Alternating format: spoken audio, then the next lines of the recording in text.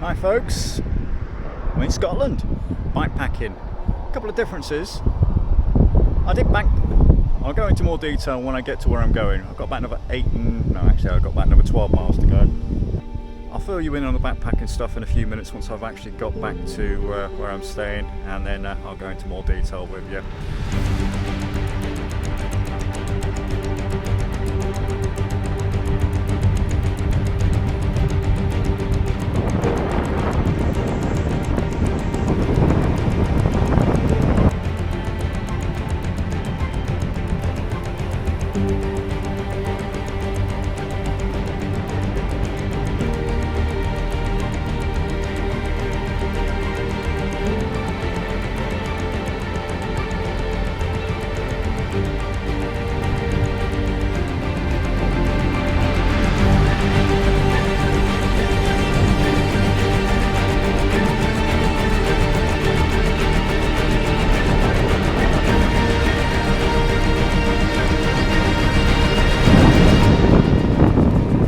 Windy.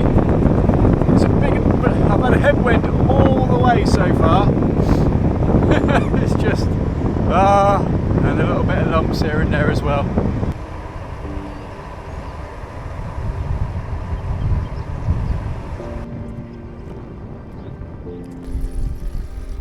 Oh, I think that was the last hill I had to climb, and that was to get into the actual park itself.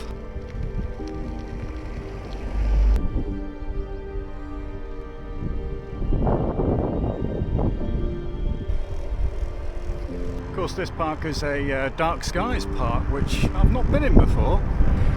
Apparently it's really, really good for stargazing and all that jazz. These Scottish people, they know how to close paths all right, don't they? This bloke's riding on the gun to them, look.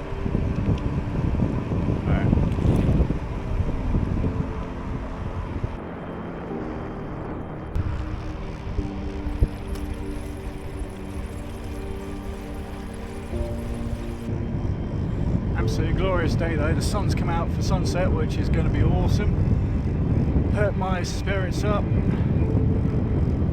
I've got a couple of treats in the bag for me when I get where I'm going. That'll cheer me up a little bit. And then I'm going to be planning tomorrow's route in a bit more detail.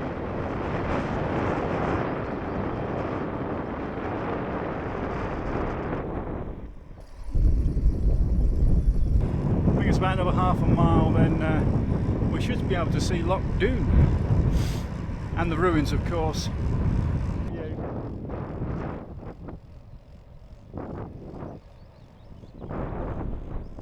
Oh no, here's the cattle grid. We do 8 cattle grids. Here we go. Oh, bloody things. Wow, look at that.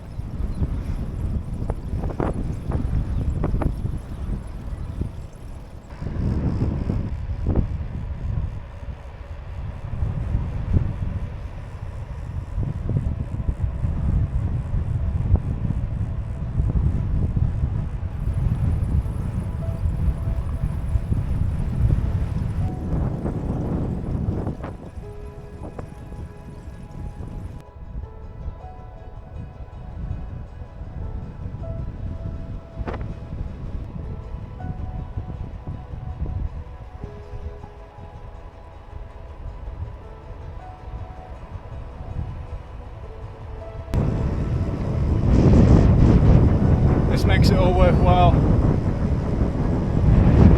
It was a bit shitty at the beginning, but this has made up for it certainly.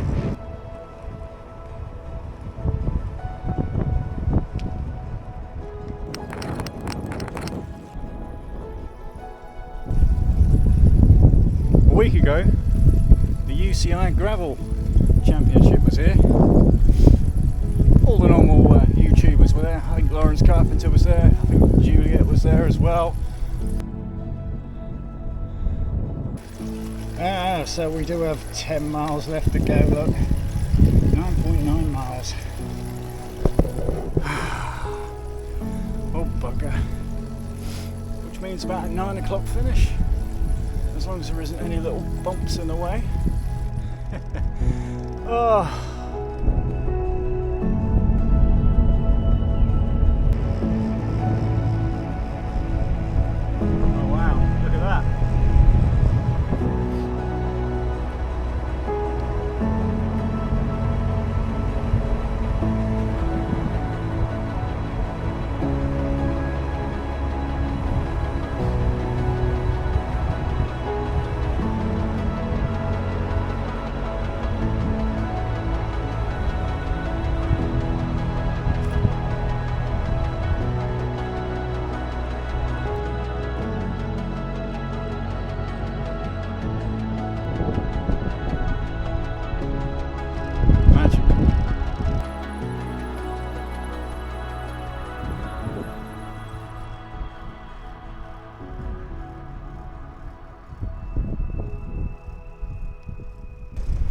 Problem now, well, not really a problem. I've got a choice. I could probably camp up anywhere I bloody well like on here. I've got the bivvy, you see. Now there's the roundhouse. I'm hoping it's open tomorrow because I want my coffee and breakfast as well if it does it. It's a pity, isn't it? I might scout for some spots. Problem is I've got the bike though. Could lock it to me. Yeah. I'll have a look see. I want somewhere secluded if it is.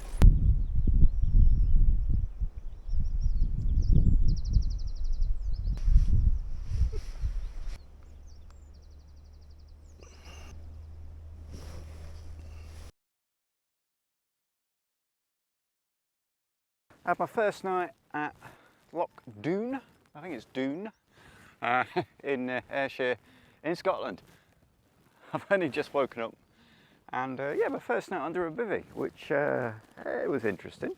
Lovely surroundings. It's very easy to camp here, which is nice. There's not too many restrictions, so you could just literally find anywhere on the loch itself and just yeah, just find a spot and camp. Brilliant. I've never really done bike camping like this before. Normally I head for a hotel or a Premier Inn or something like that. Yeah, and Premier Inn doesn't really classify as a hotel. It's just a room, an excessive amount. And if you're lucky, it does include breakfast if they've got a restaurant.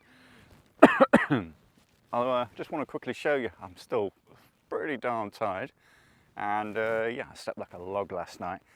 This is me packing up at the moment. We've got my sleeping bag inside, the bivvy. The bivvy there's a bit twisted because I've just been getting stuff out of it and getting ready to pack up and go now. But yeah, basically I've got a backpack in there. And yeah, it goes on there. On the bike packing front, I'll show a picture of what my bike looked like probably about 4 hours before I actually decided to change it. So this is what the bike looked like with the bike packing bags, and as you can see, we've got the front pack there, which contains the sleeping bag, and obviously the bivvy as well. We've got the frame bag, which also includes anything and everything. Normally it was spare parts, tubes and whatnot for the bike, other bits and bobs as well. On the back, we've got the rear pack under the seat. That normally contained, well, it did contain the clothes and other bits and bobs as well, which I needed. And that would be a normal traditional setup, which is absolutely fine. However, I took it out for a quick test ride, and it just didn't look. Yeah, I didn't like it. It felt like it was a different bike. I'm like, I'm not going to be doing any hills on this, not in my fitness condition at the moment. I'm still recovering and trying to get back my fitness from my illness. And yeah, so I thought, right, let's have a think about this. And the tail fin what I bought is still coming, so that'll be arriving probably next week, this week, next week, whatever it is. And looking at that, what that does is it puts the weight on the back axle, but because it floats, it sort of changes it slightly, so the, I don't know, what's it, centre of gravity on the bike is different when you've got more weight front, more weight back, more weight middle, and the rider as well. Essentially, it adds the weight to the bike, which means you're riding a heavier bike, which is fine, I suppose, and I've done that before on other bikes before, no problem at all. However, the tail fin does a wonderful job because it does put it on the back and it rises it up a bit, so the centre of gravity is a little bit higher, and it makes the ride, it's probably a little bit less noticeable. So when you're riding, it doesn't feel like you've got bags on. Thinking of that, I thought, right, okay, what can I do to try and minimise or reduce the bags what I've got on here? So, you know, just one back, one front, whatever. And I tried lots of different combinations, and then essentially I just looked at it and I looked at the capacities. I thought, right, okay, the front bag was, I don't know, 8 litres. The rear pannier is, I think, 7. No, actually, it might be 12. Actually, 12 litres. And the middle one's probably about 2 litres as well. At the time I'm thinking of adding these up, thinking, right, where can I put these litres? I'm looking at my backpack and I'm thinking, hang about, I've got a 15 litre backpack there, isn't it? I think you can fit 15 litres in there. Let's see if these bags go in that backpack. And lo and behold, they did. With a bit of a tight squeeze, without any unpacking, it was just literally bag in there. Put it on the back, took it for a ride, and it was dramatically different. So I'm like, right, sod it, let's try that. Why not? So I unpacked the bags, got rid of the bags itself, all the bags I spent loads of money on, left at home, everything in the backpack, and yes, the backpack does weigh a little bit. It does weigh a lot, actually. However, the centre of gravity for me riding is more manageable. And it's noticeable on the straights, on the downhills. Uphills are not too bad. It just feels like I've just put on like 12 kilograms, which is fine. A couple of drawbacks from it, obviously, is you do get the rubbing if it isn't correctly fitted, and also if you're sweating like a champion as well, you'll get a sweaty back as well, which, to be fair, I'm all right with. Took it out, well, riding from, was it Sanka yesterday, to here, which was fun. By the way, the story with that is 3 trains. I got a train from Lincoln directly to Leeds. That was about a 2-hour journey. That was fine, nice and slow. And then from Leeds to Carlisle, that's where the fun started. That's another 2-hour journey as well. But the train was having some fun and games. A lady fainted on the train before us. No, when we were getting on, the lady fainted. So they had to call the ambulance, get the lady off. And then by that time, obviously, more people turned up. We're about 25 minutes running late. They then put 2 trains together. And then we had the added fun as well that every single bike around Leeds wanted to get on that train as well. So these trains normally come with 2 spots. And so if you double it up, that'll be 4 spots. But I counted at least, what, 9 bikes, including mine, what wanted to get on. So it was a bit of a race to get the bike on.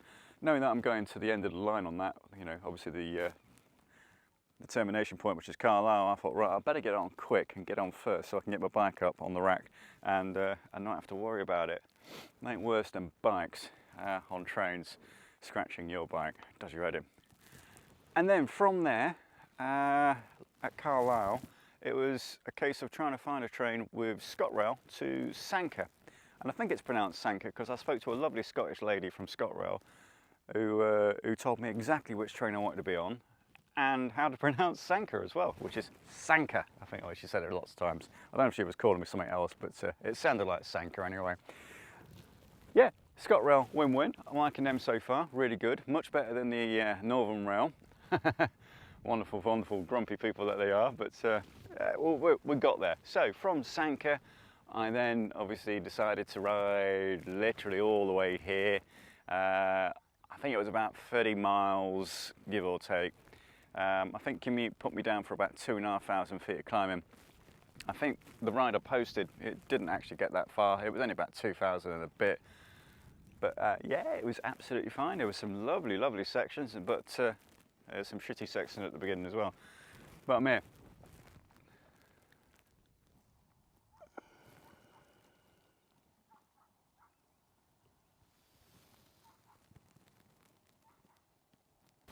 When I did get here last night, I was pretty tired. My fitness level was a little bit peaking.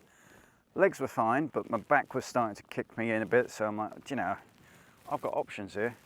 And seeing, when I was coming down the lock side, it comes, well, you go up into the park and then it comes down and round, and it's absolutely stunning views. You've probably seen some of them already. I did spot lots of people at the side of the road and at the side of the lock camping, and I'm like, you can camp here, can't you? Fantastic, there's no restrictions, which is fantastic. It's not unheard of, isn't it? Oh, brilliant.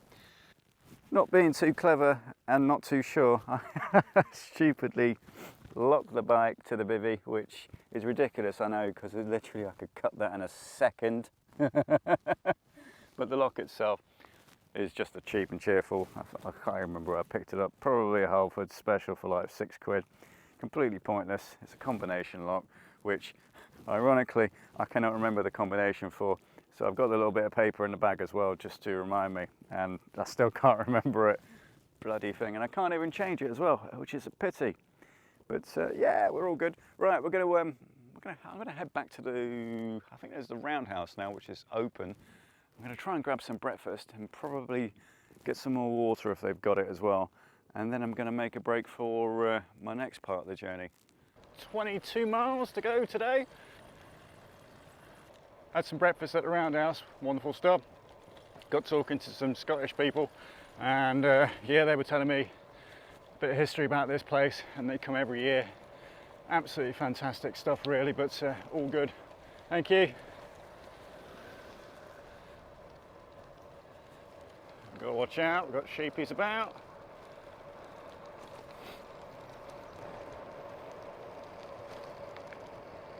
I mean, I've been to Scotland before, don't get me wrong, and it's been glorious, but it's always been raining, or super mid-season. Yeah, raining actually, thinking about it. It's really, really warm. I'm considering taking off the windproof just to cool down a bit, but I know for a fact that I'm going to be cold because of the bloody wind. We will see. Absolutely fantastic route. Look at that route over there. I've got a fantastic sort of scenery going on there. So last night I spent the night in the bivvy bag next to the lock, of course, Loch Doon. Brilliant night, and yeah, slept like an absolute beautiful log on that one there. Everyone was telling me before, make sure you get a was it like an air mat or something like that. And I've never really been one for comfort. I like hard floors anyway, so the ground was fine. In fact, the ground was rocky underneath me, and that was the best night's sleep I've had in years, I think. So yeah, bit of weight saving there straight away, but I would imagine anyone else would have a roll mat just to put underneath the sleeping bag to keep a little bit of comfort in there, and that actually had a bit of warmth as well. The sleeping bag I have is a 1 to 2 season, I think it is, but yeah, it ain't, not really. It kept me warm, but yeah, I wouldn't like to go out in cold weather with it, I think, in a bivvy. I think maybe if it's a little bit colder, definitely the one-man tent should come out. I'm going to go look into all these. In fact, I'm going to try all of these and see which one I prefer best. So far, the bivvy works out really well for me because it means I can chuck it very, very small into the backpack, as you can pretty much tell.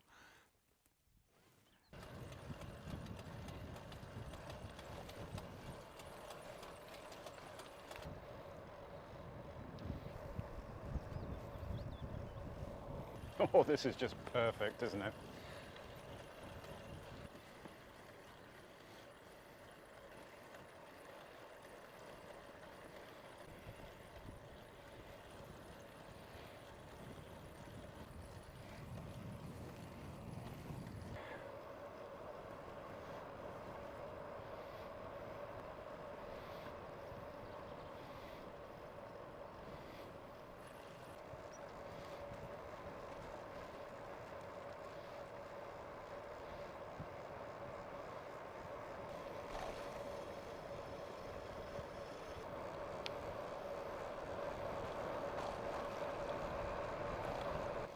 Here we are, the ruins of the old castle.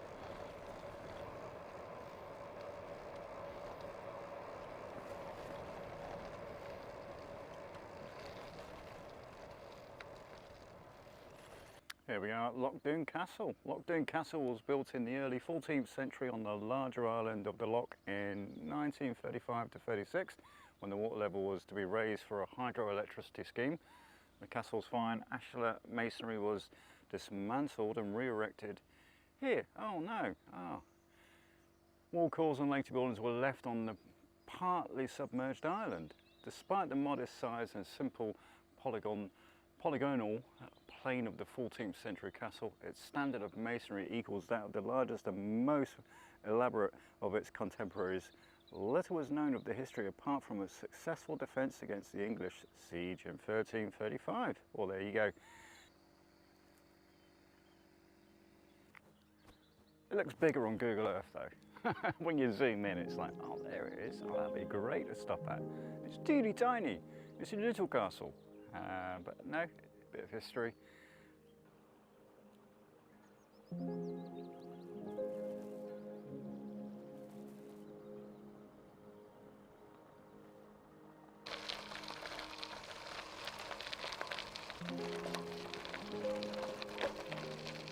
Looks like it's a bit gravel tracky, and there's some almighty shock rock, so gentle, gentle.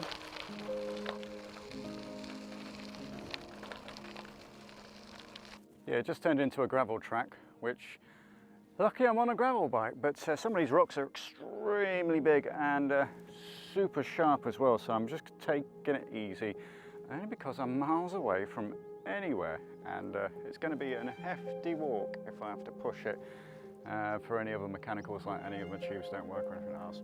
So yeah, not falling for that, but it's just glorious views though. You can't really argue with any of this. It is just absolutely stunning. Isn't that amazing?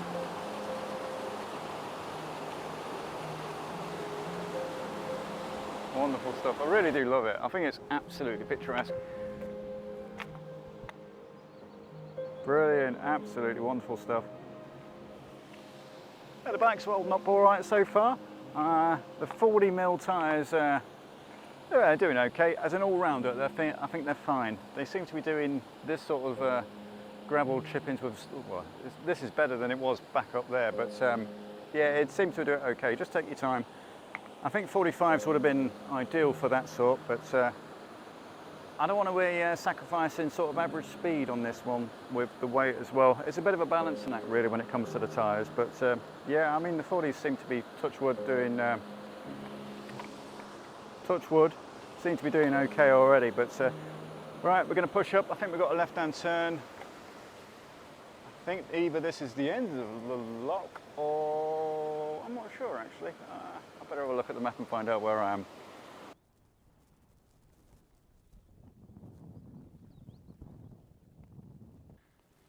Well, it is really, really, really eerie here because just a second ago there was no wind and there was no noise whatsoever. It was just nothing. The wind's picked up a little bit now when I got the camera out, of course, but yeah, it was really eerie. But I've only seen one person in probably the last 3 miles, and that was a walker. Other than that, though, it's like there's nobody around, which is great. The tourist trail's dried up now. As soon as it hit the gravel track, obviously from main, from tarmac to gravel, that's when the camper van stopped. And there was only a few scatterings of people camping a little bit further on, but not much more. About half a mile after that, nothing at all. It's just open now. We've left the lock, and we are now heading south. I've got about another mile, I think, that way. So another mile down there, and then there's a hill to climb.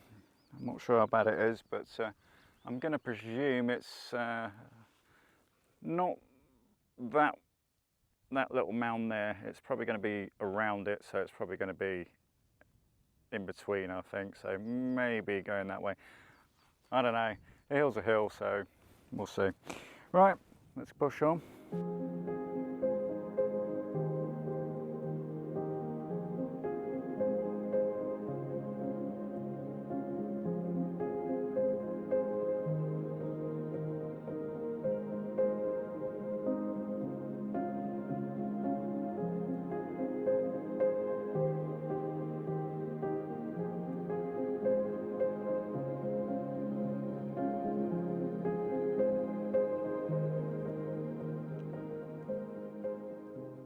Well, that was bloody good fun, wasn't it? Commute took me into them woods. It says there's a path. There isn't a path. And yeah, we got about a mile, 1.1 mile straight down towards the river, and then it's obviously uphill as well, which is fine, but there's no path. It is in between the tree line, which you got trees, and obviously they've just gone down the middle and chopped it a little bit, but not much, quite some time ago, and it is literally really boggy. I had to cross a little stream, a rocky stream with the bike. That was a leap of faith to jump across that as well. So the bike went first, then I went. Okay, I thought, yeah, all part of the adventure. But then after about, I don't know, 100 feet, something like that, I couldn't walk, you know. I was literally putting my feet, and I was getting up to my knees in beauty. Wonderful stuff. So, okay, all right, sod it. Let's bail out of here. Let's get back on the course. So to get out the course, I had to go through the trees, which isn't as easy as it sounds. There's literally every tree is just touching every other tree, really, because they're, you know, mass-produced trees, aren't they, around there? So yeah, that was ruddy good fun. Finally got out, and then the gravel path, which obviously the logging companies are put in here obviously to get the bloody trees out. It's like a big ditch, and it's not just any ditch, it's made of really, well, I'll show you one. There's one just like this. So this is exactly how they set it up. There we go, that's a really good example. This is exactly what it's like, but obviously back on there it's a lot deeper, so it is literally I'll say about 1 meter deep down. So I had to climb down with the bike through the trees, dense bushes. Fun times. Oh my god. Oh yeah, that was fun though. It was fun. What made it worse is somewhere along the line of pushing my bike through the trees, my through axle obviously came loose. I must have hit a tree or something like that, and yeah, it was. I looked down, and the back rear through axle was just literally hanging right out, ready to drop at any moment, and panic. So screwed it back in, thank God. Okay, right, so I'm gonna have to rethink this one now. I'm gonna head back 10 miles. Yeah, I think it's about 10 miles. And there's a bovey. I think it's on top of that hill over there in the far distance, or to the left of it. Let's see if it's if it's any worse than this. If not, I'm back on the lock again.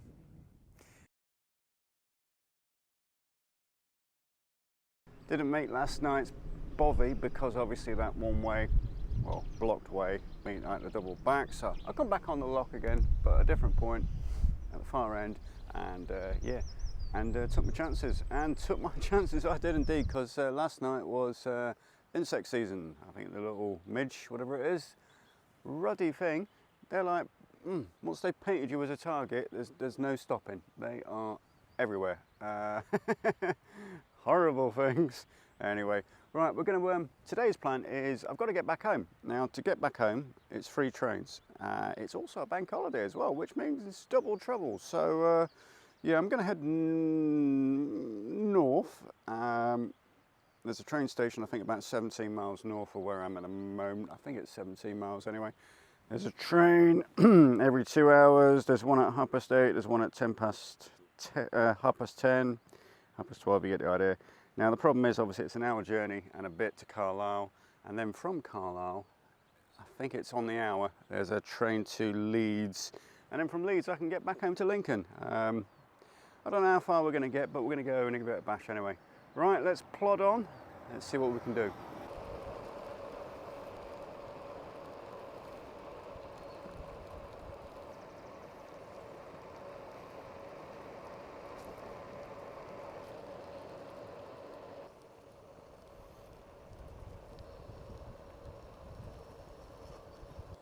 That log was really good. Good practice, especially for someone like me who's never done any sort of bivvy or camping or anything out on the bike before. It was a gentle break in, I think, and I think it will give me confidence now to do more and a little bit more risky. You know, wild camping especially is where I'm looking at. That technically wasn't wild camping because you were technically allowed to camp on the loch anyway, or most places, but I think it gives me enough confidence now to, you know, work out what I need, what I don't need, and what I can get away with as well. Looks like we're going down to the main road. There's a left-hand turn at the bridge just there, what we've got to turn, and then we're heading all the way down there.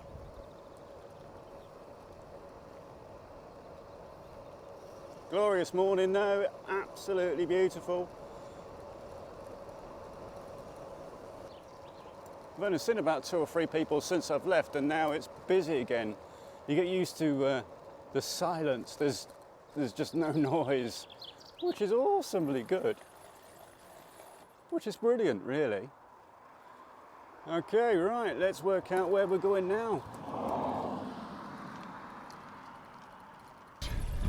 Wasn't too steep, but it was bloody long. It's about 3.5 miles long. And I didn't actually climb that far, but oh, what a grind all the way to the top. Yeah, it's just gone 9:15. My train leaves at 10:18. I've got about 8 miles left to ride.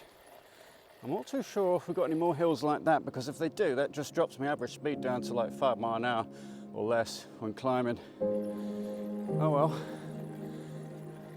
If not, I've got a nice 2-hour coffee break.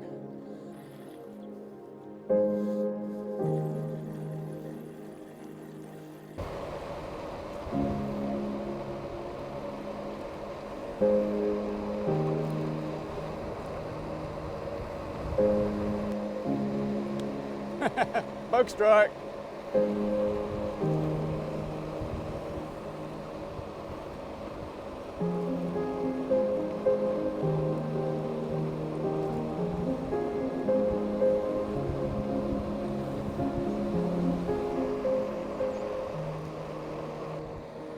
Well, that was a nice fast 2 miles, thank God, because it's going to be a bit tight getting to this train.